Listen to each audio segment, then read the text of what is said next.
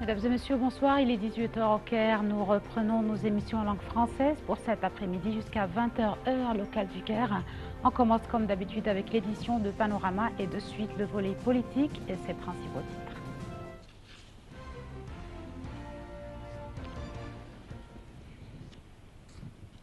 Le président Abdel Fattah el-Sisi inaugure des projets de l'armée incluant une usine qui produit le premier véhicule blindé égyptien.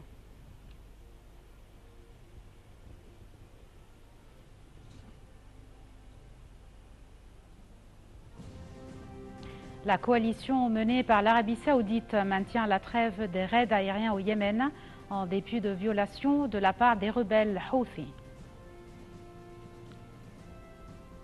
Et la radio et la télévision nationale burundaise émet de nouveau après l'échec de l'offensive lancée par les troupes putschistes pour en prendre le contrôle aux forces fidèles au président Pierre Nkurunziza.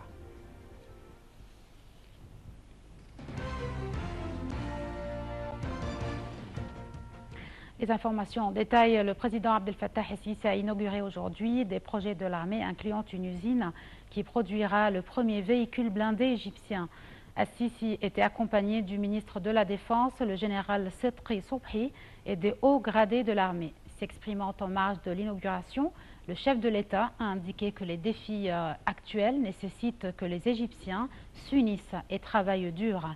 Il a affirmé que les Égyptiens sont capables de surmonter les obstacles.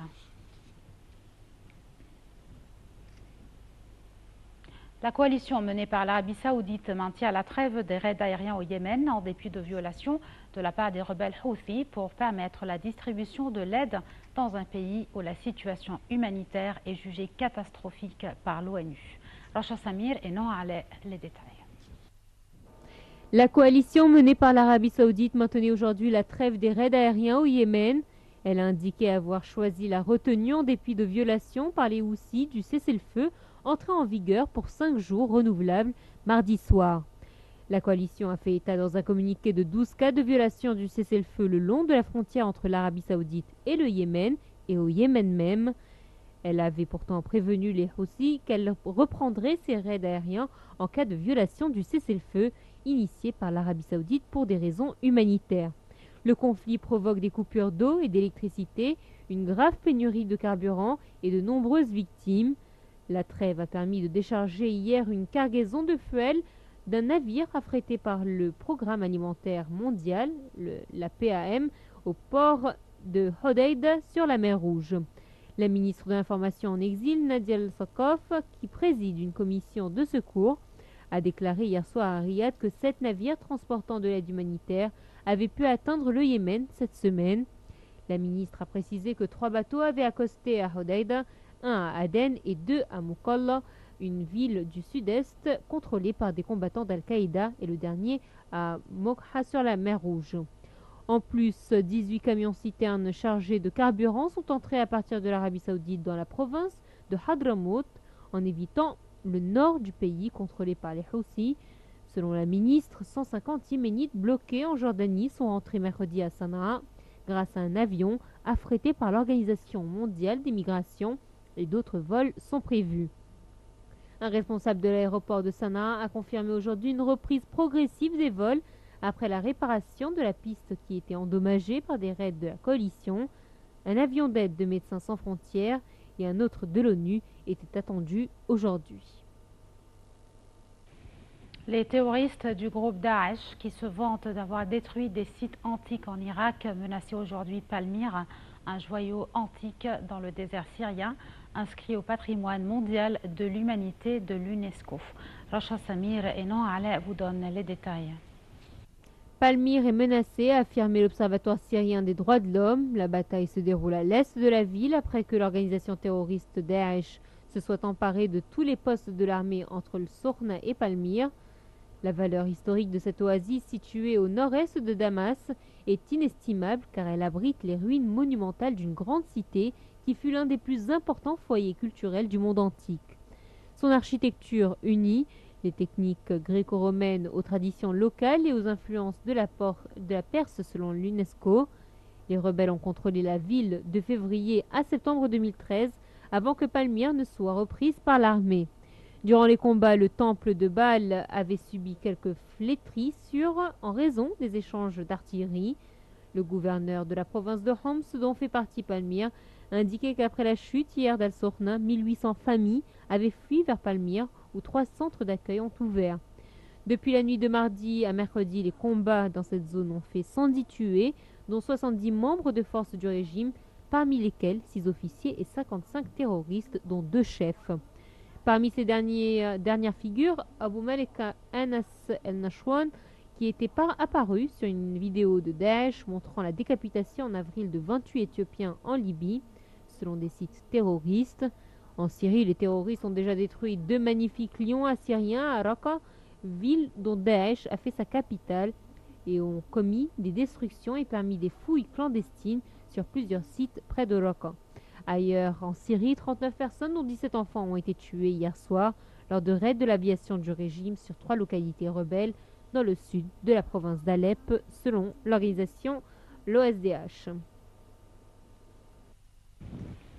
En Irak, des heurts meurtriers ont éclaté dans la nuit dernière à Bagdad lorsque des pèlerins chiites ont traversé un quartier sunnite pour se rendre vers un lieu de culte. 4 personnes sont mortes brûlées dans des maisons incendiées selon la police. Et selon un colonel de police, les violences avaient éclaté lorsque s'est répandue dans la foule la rumeur qu'un kamikaze se trouvait parmi eux. Les autorités ont déployé 75 000 policiers et militaires afin d'assurer la sécurité des pèlerins qui convergeaient depuis des jours à pied vers le mausolée dédié à l'imam Moussa Qadim, le 7e des 12 imams vénérés par les chiites, qui est mort en 799. Le calme était revenu aujourd'hui à l'aube dans le quartier endeuillé par les violences où s'est rendu le Premier ministre Haïdar el-Abadi afin d'inspecter les mesures de sécurité. Le Premier ministre israélien Benjamin Netanyahou soumet ce soir à l'investiture du Parlement son nouveau gouvernement, un vote qui sera à la merci de la défection d'un seul député en raison de sa majorité étriquée. Au cours d'une séance de la Knesset, Netanyahou doit prononcer un discours et présenter la composition de son cabinet au vote du Parlement. Les nouveaux ministres doivent ensuite prêter serment.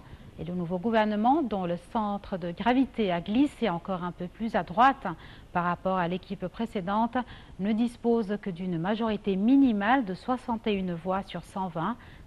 C'est Netanyahou à la merci de la moindre défection. La radio et la télévision nationale burundaise émettaient de nouveau aujourd'hui, en fin d'après-midi, son directeur général annonçant sur ses ondes l'échec de l'offensive lancée par les troupes putschistes pour en prendre le contrôle aux forces fidèles au président Pierre Nkurunziza. Au lendemain de la tentative de coup d'État contre le président burundais Pierre Nkurunziza, de violents affrontements opposés aujourd'hui à Bujumbura, forces putschistes et loyalistes pour le contrôle de la radio et la télévision nationale. Commentaire. En début d'après-midi, les putschistes regroupés derrière le général Godefroy Niyombare ont lancé une nouvelle attaque contre les forces fidèles au président Nkurunziza, postées autour de la radio et la télévision nationale burundaise, la RTNB, pour tenter de leur prendre le contrôle de ce bâtiment stratégique. Le contrôle de la RTNB est d'autant plus crucial que les 3 principales radios privées du pays, qui diffusaient les messages des putschistes, n'émettent plus. Le bâtiment de la RTNB avait déjà été l'objet d'intenses affrontements à l'arme lourde aujourd'hui à l'aube, dans la foulée d'une intervention du chef d'état-major de l'armée, Prime Niyongabo, qui avait proclamé l'échec du coup d'État lancé la veille par le général Godefroy Niyombare. Les déclarations du général Niyongabo avaient immédiatement été démenties par les putschistes qui assurent contrôler la quasi-totalité de la capitale. 24 heures après l'annonce de la destitution de Pierre Nkurunziza par le général Niyombare, il était cependant toujours impossible de dire qui détenait le pouvoir. Selon une source à la présidence tanzanienne, Pierre Nkurunziza est toujours dans un lieu tenu secret à Dar es Salaam, en Tanzanie, où il s'était rendu hier pour un sommet régional consacré à la crise politique burundaise, déclenché par sa candidature à la présidentielle du 26 juin. La société civile et une partie de l'opposition mènent la contestation contre un 3e mandat de Pierre Nkurunziza, déjà élu en 2005 et en 2010, un troisième mandat qu'elle juge inconstitutionnel. Hier, la tentative de coup d'État a fait réagir une communauté internationale déjà inquiète des tensions qui ne cessaient de croître au Burundi depuis des mois. Le Conseil de sécurité devrait tenir aujourd'hui des consultations d'urgence. La rébellion dominante Touareg a paraphé aujourd'hui à Alger l'accord pour la paix et la réconciliation au Mali, mais a réclamé de nouvelles négociations avant de signer un accord définitif pour mettre fin au conflit. Mission accomplie mais pas terminée, a résumé le ministre algérien des Affaires étrangères Ramtane Lamamra, qui a parrainé les négociations. Selon lui, il reste à construire l'édifice pour que cette œuvre soit menée à terme. Les représentants de la coordination des mouvements de l'Azawad, la CMA, ont clairement signifié les limites de la cérémonie d'Alger. Selon un responsable de la CMA, le paragraphe de ce document et la signature de l'accord définitif sont et demeurent des actes juridiquement distincts. La rébellion a réaffirmé qu'elle ne signerait pas l'accord lors de la cérémonie officielle prévue à Bamako demain en présence d'une dizaine de chefs d'État et de gouvernement, assurant que de nouvelles négociations auraient lieu avant une signature définitive.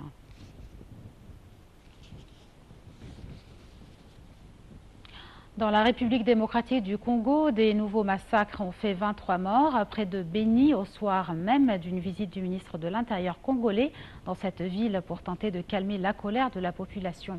Hier soir, 5 personnes ont été tuées par de présumés rebelles des forces démocratiques alliées ADF-AMBO, puis les ADF ont tué 18 autres personnes à l'ouest de la ville. Depuis octobre, Beni et ses environs ont été endeuillés par une succession de massacres attribués aux rebelles ougandais des ADF ayant fait près de 350 morts. Le Nord Kivu est déchiré par des conflits armés depuis plus de 20 ans et accueille la plus grande part des quelques 20 000 soldats déployés dans le pays par la mission de l'ONU au Congo. Au Pakistan, les écoles et les commerces de Karachi, cette métropole pakistanaise, étaient fermés dans la journée afin de rendre un dernier hommage aux 44 chiites massacrés par le groupe terroriste Daesh. Hier, au moins 6 hommes armés avaient pris en embuscade un autobus transportant une soixantaine d'Ismaéliens, un courant minoritaire de l'islam chiite. Cette attaque est une première pour ce groupe dans la région d'Afghanistan-Pakistan, berceau historique d'Al-Qaïda, son rival terroriste. Au cours des dernières années, les attaques se sont multipliées au Pakistan, qui abrite la deuxième plus importante communauté chiite au monde après l'Iran. Une attaque nocturne des talibans afghans contre une résidence de Kaboul fréquentée par des étrangers a fait 14 morts, dont un Américain, 4 Indiens, un Italien et un Anglo-Afghan venus assister à un concert. Après une nuit d'angoisse pour les personnes qui se trouvaient à l'intérieur du bâtiment, la police a annoncé vers 21h30 GMT la fin de cette attaque. Et parallèlement, la police de Kaboul a affirmé avoir secouru 54 personnes au cours de la nuit. Cette nouvelle attaque s'inscrit dans un contexte de combat quasi quotidien entre les forces gouvernementales et les insurgés talibans qui ont lancé le mois dernier leur offensive de printemps. Elle intervient au lendemain de la visite à Kaboul du Premier ministre pakistanais Nawaz Sharif, qui a affirmé sa volonté de combattre le terrorisme aux côtés de l'Afghanistan. Cette visite a confirmé un rapprochement diplomatique entre les deux pays qui pourrait faciliter l'ouverture d'éventuelles négociations avec les talibans.